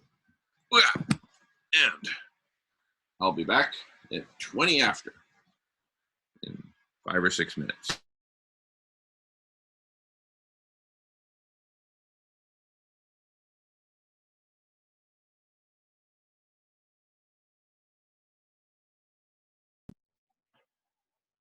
So Emery, I hear you do stained glass work. Is that your profession in the current, past, or present? Yes, Miles. Oh, wonderful. I started back in 78. Oh, wow. 78. And, my last substantial project was in the end of 2006, 2007, 2007. I haven't done much since then because financial restraints and cost of running a studio, were tremendous. So had landlord issues and whatnot. And anyway, it was a struggle. So not to say if anything substantial came my way, like something extraordinary, I wouldn't be tempted or able to facilitate a big project. But do you have on any of your platforms, do you have pictures of your stained glass projects of the past? well, I put some up on Wakelet, and there's some on Facebook as well, and the photos collect like albums. But over the years, I think that was my Achilles heel, was documenting and photos and, you know, the promotion part of running it as a business, and you know, supporting yourself with your art. Easier said than done, but you know, I managed to stick with it for a long time. You know, on and off. A little help from the government. You know, every now and then. You know, but Yeah, it's, you know, the one of the things our society is really, really poor at is working collectively, you know, to help each other. So the case in point is when you talk about a shop that you would need to create your projects for art or glass artwork, stained glass. You know, at any given moment, like just down the street from me is a school right now, completely locked up, of course, but I guess this would not be the time to open it up. But other than 6 hours a day out of 24, they have space in this school. They have a workshop, wood shop, and other than 6 of the 24 hours, it sits doing nothing, you know. And this economist, Richard Wolff of New York, he's a professor emeritus of economics. He pointed that out, that at any given moment, there's all sorts of resources just sitting idle, you know. And as a taxpayer, why shouldn't I say, why don't we let Emery into that school after hours to create his artwork and his stained glass? You know, there's a lot of waste and underutilized resources. that's for sure. I mean, back in those days there, I say those days because it's been a long time. You know, we're we're 2000, 2020 now. You know, but I mean, I put together proposals back then for money, for loans, like business plans and stuff, approved by the bank, but the government participation wasn't there. It just wasn't there. You know, they let me down. They let me down when at the most crucial point when I needed them. You know, and not only in with the finances, but there was education too. You know, with different aspects of running a business, right? So there was aid back then available, and they let me down back then. But I mean, I continued just the same, you know, an artist. So that's what I wanted to do. So I continued. So it's difficult.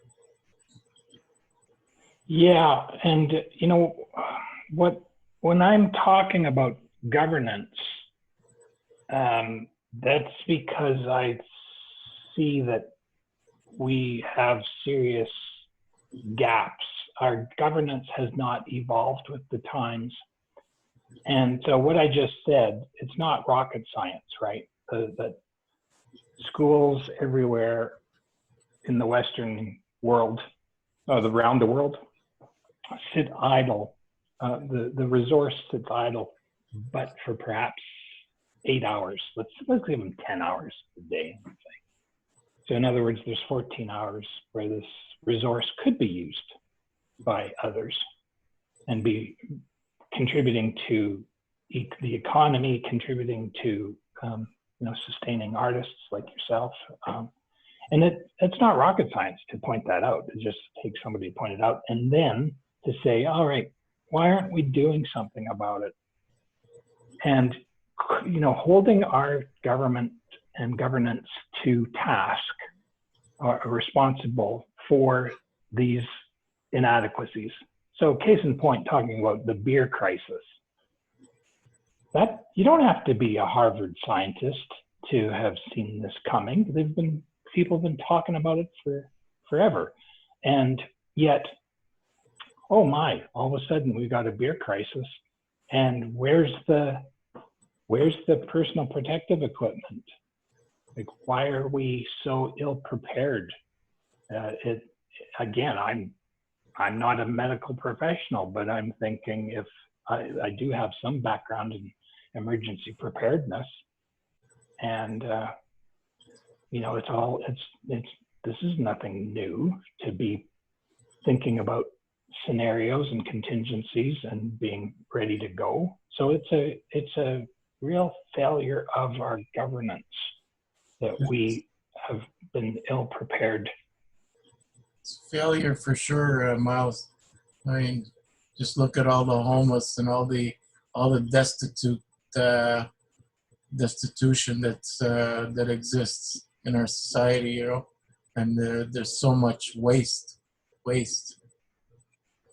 So,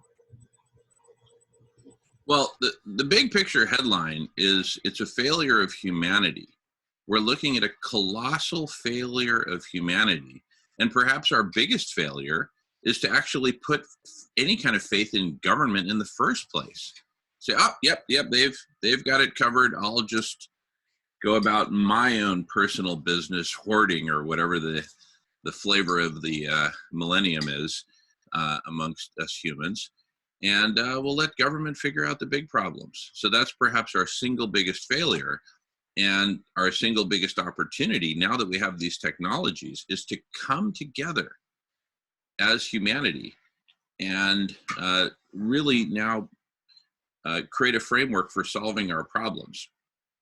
Yeah, well, that framework, though, is still going to be governance in a sense. So even if you go with an anarchist definition of government, which is truly, the true definition is government without actually having rulers. You're still governing, but it's small amounts of governance, or small decentralized governance is what true anarchy is. And but that is a failure of humanity, and that's what Sheldon Woolen, the American professor recently departed, wrote about. Is the downfall of civilization will be our passivity. So passivity, being passive, is the failure of humanity. And unless we can get people to, join the block party and then start saying, well, okay, I'd like to lead a crew up that path. We are doomed to failure because of our passivity. All righty. Well, here we are taking a stand against passivity and in the direction of us coming together and sorting out our problems as humanity. And Melissa, go for it. Welcome. Good morning. Hi, everyone. Great to see all of you. Emery, I really like your backdrop. That is fantastic. That is a good way to get a message across, in the subconscious art. Yeah, Miles, I was really listening intently to what you were saying. And because I've been running these online art classes for children for the past 2 weeks, it's been really interesting working with them and watching how they adapt. I've been teaching them to use things they find around their house to, for example, if they have to draw a circle and you don't have a compass or something fancy like a circle template, how to take like a bottle cap or a penny or the bottom of a cup, something round that you can draw around to get that circle.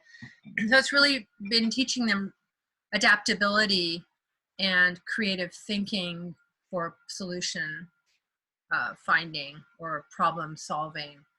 And what I love about the children is that they adapt very quickly. They don't say, oh, I can't do that, or that's impossible, or that won't give me the right shaped circle, or that'll be messy. You know, they just adapt, and they're like, oh, that's cool, you know, and they really enjoy the process of learning that. And then from there, what I was noticing is a few days into the workshop, if a student needed to draw a circle, they retain that information. And one of my students yesterday said, just a minute, I have to go find something I can draw around to make my circle. And I was like, that is awesome. So my question is, and I'm not saying I don't have the answer, but just for us to think about, adults have a harder time with that unless you're a really creative thinker and that's just your makeup. But how do we inspire the adults to be as creative thinkers and adaptable and to buy into a new story? Because really what we need is once upon a time, ... And if I go back to my native roots with the Haida people, they tell within their communities the same stories that have been passed down since they have oral tradition. And they use story to hold their ancestry and history and their I'm going to call them instructions, not rules, of how to live holistically with Mother Earth. So they will tell a story of when you fish, because they aren't vegan for the most part yet, if ever, who knows. We only take what we need. We feed the whole village, and we take the bones back down to the beach to honor the salmon people, to thank them for the, you know, sacrificing their lives. So how do we as a non-native culture create this new once upon a time story where within that story are these instructions for how to live? And I also think, going back to this conversation about government, what we need are compassionate leaders who will help write this new story with their communities for how to live well, healthily, holistically with our beautiful Mother Earth, with the planet, with all species.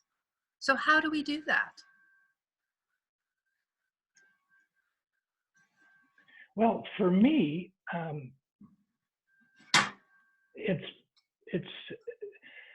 I'm thinking of, I believe it was Socrates. I could be wrong. I'm not much of a philosopher student, but I have been interested in listening to people. And I think Socrates was the one who said the unexamined life is not worth living.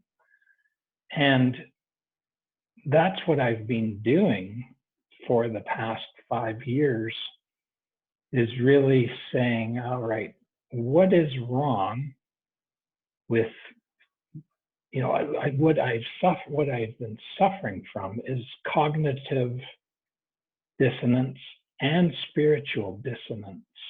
And dissonance means you're living one way, but it's actually a contradiction to what you believe, what your heart is saying you should be doing. So examining my life is like you, but you've been doing this longer. I've just really started, but it was one of the parts of my unexamined life is, so who are my neighbors? Who are my First Nations neighbors? And how do they look at the world? And then I shared this just recently. I can post it as a YouTube link in one of Skip Conover's discussion groups, where there was actually a Methodist pastor involved in the conversation. And I told him, I said, well, I've discovered the virtues of Jesus Christ in the First Nations encounters that I attended more than anything anywhere else, you know. So, and I said, so how is it that we trampled over their culture and their spirituality? And why do we, or not everybody who calls themselves Christian, why do we think that the Christian baptism is the only way to salvation. I totally disagree with that. Now that, as I said, I actually discovered the the virtues of Jesus Christ in the people that I met, First Nations people and their sacred circles. So in summary, to answer your question, I think we have to have everybody examine their life, because if you don't examine your life, it's not a life worth living. Dharmendra does that essentially as well, you know, with his leading of his circles. So anyway, there's some thoughts. Yeah, so two things coming to me listening to you, Miles. One is there's a really brilliant Canadian film. I think it's called Little Indian, and I think I may have mentioned it before. I think it's Indian Horse. Does that sound familiar? It's about the young boy who's taken and put into a boarding school, and he learns hockey. Yeah. I'm pretty sure it's Indian Horse, but okay, I could look I'll it up. check that so I get the right title.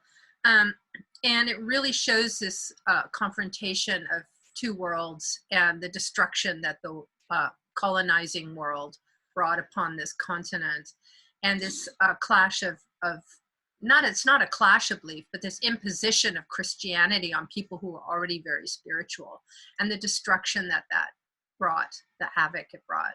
And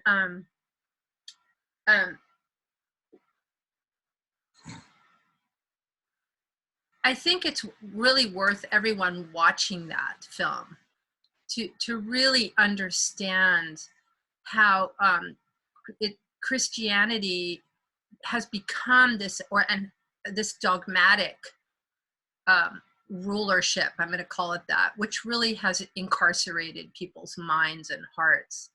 And then I just wanted to bounce back to this other thing from this quote of Socrates, which I really love: "The unexamined life is not a life worth living," if it was Socrates.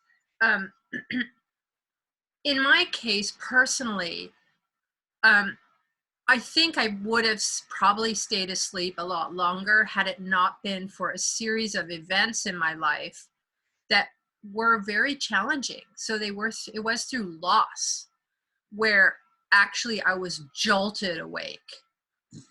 And so I'm wondering, and Dharmendra, I'm sure you could give us a spin on this, like, is that part of that process of awakening where there's something that occurs in your life where there's loss, which pushes you into examination of self? You know, Absolutely. loss of a job, loss of a parent, some shift where you're asked to really go inside and question, like, how am I living? And when you're confronted with death, you do that, right? Like with the C virus, we're really looking at our mortality. And so it begs us to question, well, how have we been living, and how do we want to move forward from here? What are we going to do with our one precious life? Right. Are you asking me to respond? Yeah, I'd love you to respond to that. Well, in the tradition of Tibetan Buddhism, which is the deepest tradition of Buddhism, and there's still living people who are awakened teachers in it, and those are the only ones I trust, is the ones that are awakened. The rest are just coming. They're not coming from their being or connection with the universe. They're just coming from mental stuff. So that's why I quote them. But there's 4 basic reasons why you come to a crossroads where you choose the path of self-discovery or inner inquiry or an examined life, or however you want to call it. Hang on one sec, though. I have to close my office door, and I will continue. Just give me 1 sec.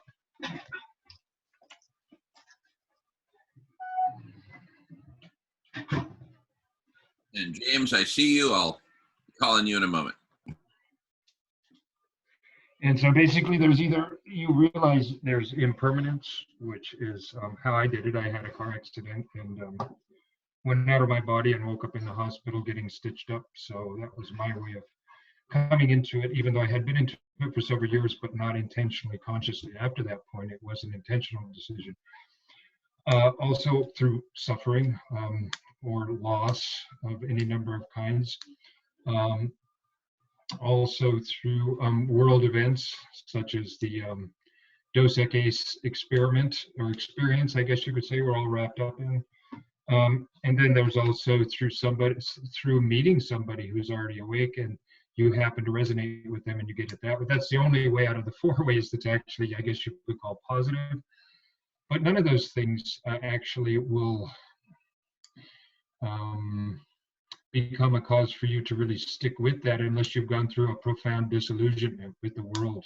And that's a very sour experience. You have to literally be hit by a truck psychologically and smashed to bits, basically, on a psychological level before you're going to be ready to pick up the cross, but not the cross in the sense of the Christians, because I'm not Christian and I don't want to be, and I've never been attracted to it. But it doesn't mean there's anything wrong with it. I've seen people in it that are awake too. So it doesn't, even in Christianity, there can be awakened transmission through the Essenes or other things that are connected in that way. So that's when you pick up the cross. You pick up your cross, and when I say your cross, I just mean that you are. If you look at the symbol, a vertical and a horizontal. The horizontal is the worldly purpose that you serve, whatever that is, and the vertical is your connection to essence and to spirit, and that's the first purpose. Our first purpose is always to discover who we are, and that's been, of course, deeply repressed by the powers that be and everybody else, and they know it, and they have a reason for it. Because people that are repressed are easy to herd into groupthink and what I like to call group stink. But anyway, and then they're easily controlled because they're all managed by the mass media and everything else, and the propaganda, politics, and all of it, and through fear, of course. But the vertical dimension is it's about love and it's about awareness. Those are the two primary things. You have to be loving, but you also have to be aware, because sleep love is more like, codependent misery than anything else. So anyway, just that comment about the 4. They're called mind turnings. What literally turns your mind around 180 degrees to look at yourself instead of out there where they want to keep you looking, out there and attracted to externals, which keeps you easily controlled because you don't have a center. And so your center is in whatever they tell you. That's the center is out there, and that's how they control 99.9% of the masses. And those very few of us that want to have a desire, have been hit so hard, literally or figuratively or psychologically or emotionally, and have been turned into ourself, then obviously the principle of synchronicity only starts at that point.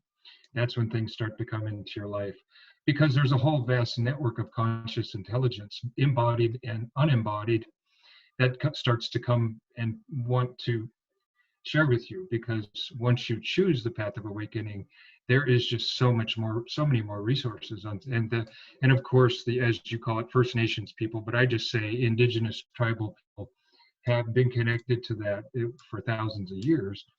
And what we bring as a modern society is just what technology can do, and through Yun and those things, new terminology that we can bring to it that makes it a lot richer.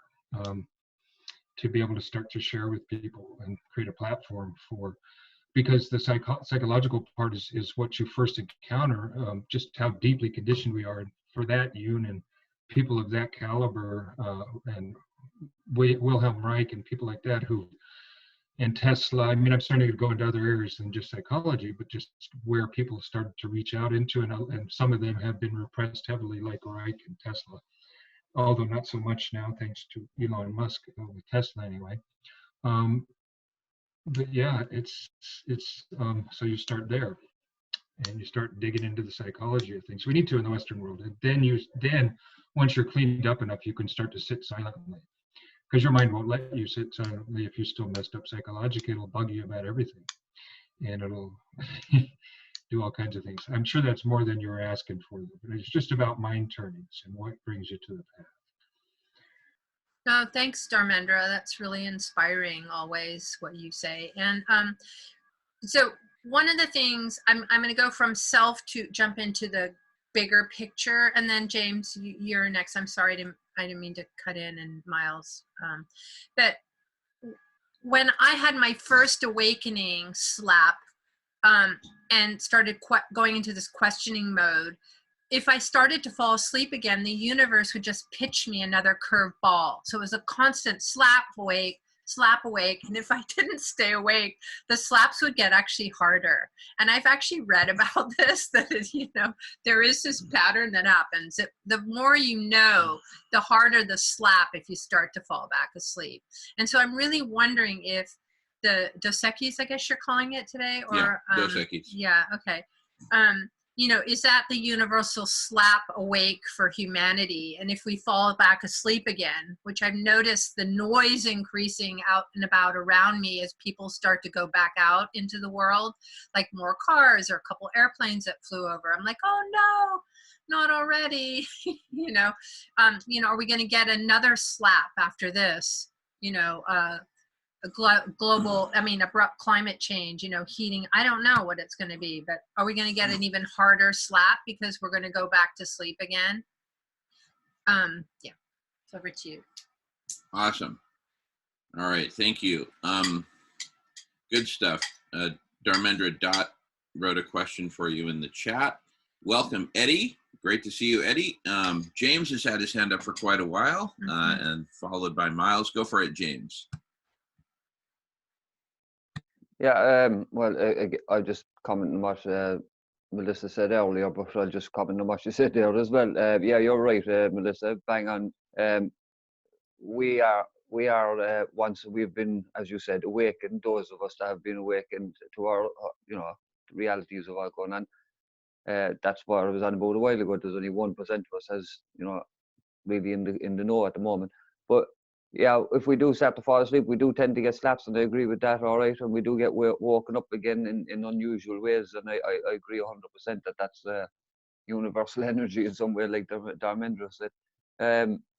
But it's going back to what you said originally, and I agree with what Dharmendra said as well, like, but you know, once we do come to that awakening, it's our duty, you know, as I was saying earlier, to start contacting those that we think are similar minded and start reaching out, because it seems to me like we need to push this more to reach out, like, so reach out to those of similar mind, in other words, like. But anyway, yeah, I agree with what you're saying, and it does go back, like what you were saying with working with the kids there in the art class during the week.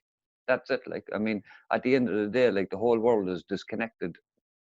As Dharmendra said, we're disconnected from the realities of what's going on, let alone say disconnected with ourselves. And regardless, if you look at the amount of global issues that we're dealing with now or facing, it does seem insurmountable at the end of the day. But at the same time, you know, you have to keep striving forward. But you're right, what you're saying. There's one most important thing we should be doing, is preparing the children and teaching them in that method that they're learning to, you know, think for themselves, and how to evaluate situations and how to improvise. That is one of the most important things we need to start teaching the children now. Is something like I was saying, our education system's completely wrong for the society we live in today now. And above anyone, that needs to be focused on, it's the children, so because they're the ones that are going to be around longer, so they're going to need these tools and these you know, this way of thinking, a new way of thinking to deal with what's coming. Like. So you're right there as well. You need to work with the kids. Beautiful. Thank you, James. All right, I'd like to comment on that, but first we got Miles in the queue, followed by Jamin. Go for it, Miles. Yeah, thank you, James, for that. And thank you, Dharmendra. You know, it's bringing the concept of people need to, unfortunately, get slapped typically to be motivated to examine their life, examine the environment, the culture they're in, goes along with that, because we are shaped by our culture. And so if there's something wrong with when we examine our life, part of it has to be because of the culture we were brought up in. And so I was I've been slapped too, and I guess that's why I'm so risk averse when I come in here and saying, okay, well, I'm fine to come and socialize, have coffee. Later we'll have martinis, but you know, for me, it's just social because I've been slapped before, and I really need to know which climbing party I'm. If we're going to climb Mount Everest, I want to know who's in charge and who's got what jobs to do, and how are we organized to climb Mount Everest, or even worse is K2 apparently. So I've been slapped, and that forced me to examine Christianity. You know, so now I'm careful to say the virtues of Jesus Christ, because I've discovered that, oh yeah, I was supporting this or that organization, so-called Christian organization, one of which led by a gentleman who pulls in $40 million a year. So obviously you can imagine how many followers you have to collect $40 million. But then discovered that, oh gee, a lot of what he's been saying or purporting to represent his own credentials, his resume, is got a lot of fabrication in it. So that led me to realize just recently that I'm prepared to call myself a theologian, and because if some of these other people are able to purport themselves to be theologians, I'm a theologian too, because based on what we've been sharing, you know, whether it's from Dharmendra or for Carl Jung, and what Melissa said, here's Carl Jung's definition of God. God is the name by which I designate all things which cross my willful path. So yeah, I've been willful, and I've been slapped. Many things were good, you know, like friends like we have here coming together is it's not all bad, but occasionally all things which cross my path, even violently and relentlessly, all things that upset my subjective views, plans, and intentions, like a beer crisis, and those events that change the course of my life for better or worse. So that's the definition of God according to Jung, all the things that cross our path. And, you know, that's what we have to examine. And then, you know, it's one thing to examine, but then we do have to act, right? Like, what's the purpose of an examined life if you don't actually do something with it? And that's where I'm at right now. It's like, okay, yeah, you've examined your life. Now, what are you going to do about it? Yeah, thanks, Miles. I did want to say something, and I could have heard you wrongly, but and this isn't a criticism or anything. It's just a reflection, if you're okay with that. Is that when we are called to awaken, I'm going to put it like that, it can be very scary. You know, it can make us go into a place of fear, and because going into the dark unknown of self and of the mystery of life can be terrifying. So if you do take that risk and you go within because you're being called to, I think what it does is it empowers you, and it actually makes you more resilient and stronger. So what I'm wondering is, when you talk about having been slapped and then it puts you in a place of fearfulness, it sounds like you got stuck there, rather than looking at your inner world and saying, well, what is my essence? What am I being called to do or to be? And how could I become empowered to be that? And I think that when we do awaken, like, again, I'll just speak from my own experience, the knowing, the all-knowing within self helps you to stand in the face of whatever wind is blowing, and kind of it's not that you don't care, but it's that you do it anyway. And so I just wanted to speak that.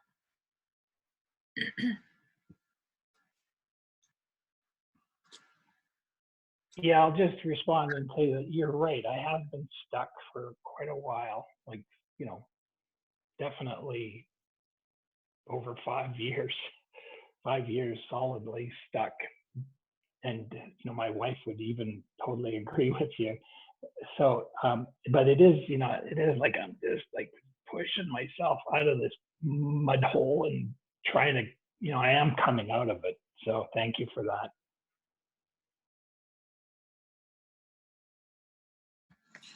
All right, beautiful. Well, it's 8 minutes before the top of the hour. At the top of the hour, we will shift gears for 2 hours of the Divine Feminine, led by Melissa, Jackie, and Mayra. And I would like to welcome Dr. Molina from El Salvador. Bienvenido, Dr. Molina. Bienvenido al Block Party. And feel free to say hello whenever you'd like.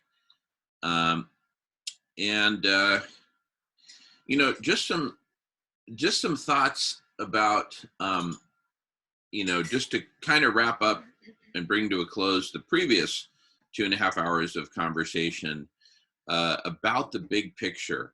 I'd like to just add a little bit of synthesis here, which is, we've talked about myriad facets of society. We've talked about governance and government. We've talked about education. We've talked about nuclear. We've talked about Dos Equis. And these are all facets that need to be transformed and mastered and brought into the whole, into the holistic.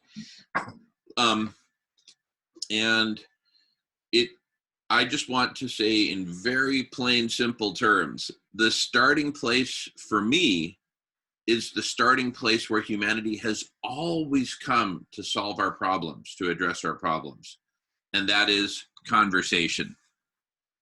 And what I believe we are being called upon is a new level of conversation. And that is characterized by a vast network of conversations, which this is seeking to be one of the starting points of, one of many starting points. That's what I have to say about the whole. And that's why we're here. And that's why we're here every Friday, Saturday for 24 hours straight, and every Tuesday for 8 hours straight on the Solution Club. We're creating a space and we're holding that space, and we're having all of the conversations that it makes sense to have within these spaces, brought by all of us, not just by me or other organizers, but by all of us. It's really as simple as that. Either humanity will come together and we will work this out together, or we'll just continue to drift down the river and over the waterfall to death. And it's up to us. It's up to all of us. Let's see. All right. Miles is letting us know he's making breakfast. So his camera's off, but he's still listening in. That sounds awesome. All right. Any final thoughts? We've got 5 more minutes on the previous set of topics before we shift gears to the Divine Feminine. And no one's in the queue, so feel free to just unmute yourself and pipe in.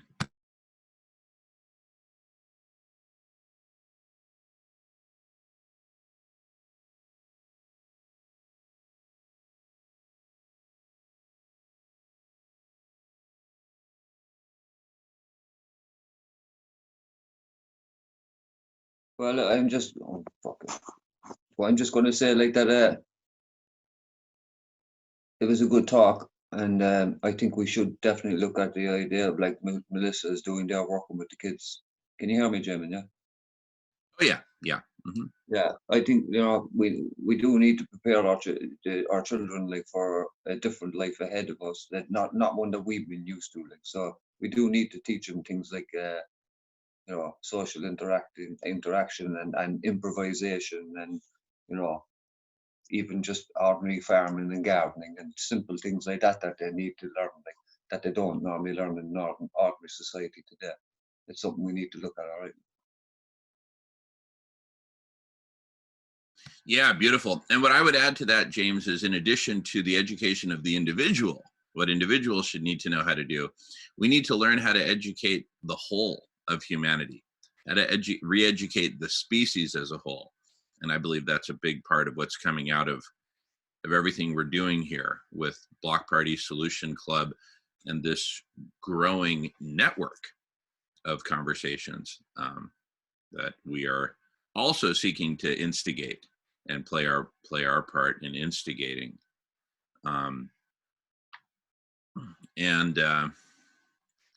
Anyway, we're going to have a lot more to talk about all of that as we progress throughout the day, the block party.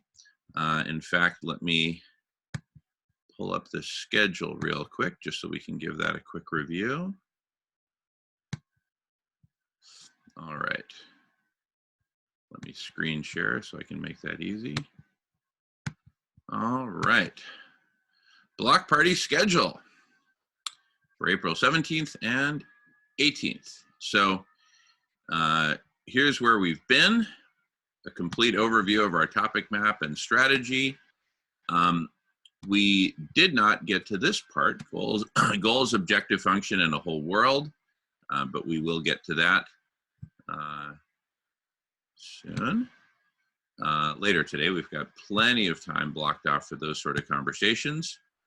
Now we're about to kick off 2 hours of the Divine Feminine. And then after that, we will review what we've discussed previously and then delve into goals, objective function, and a whole world. Take a little break for lunch. Then we'll go into the core of collective superintelligence, including 30 minutes of video. That'll be at 12:30 Pacific time. From 2 to 4, a new story for humanity. Normally led by Michael Gaio, but he's not available today, so we'll do it without him. 4 to 6, the solution engine, a vital part of collective superintelligence, which I've mentioned a few times in the last few meetings, and I've kept promising to cover it later. Well, today is that time. Then we'll break for dinner. Folks can still hang out and chat, but we'll stop recording at that time. Then we're going to go into a strategy for collective superintelligence and this planetary federation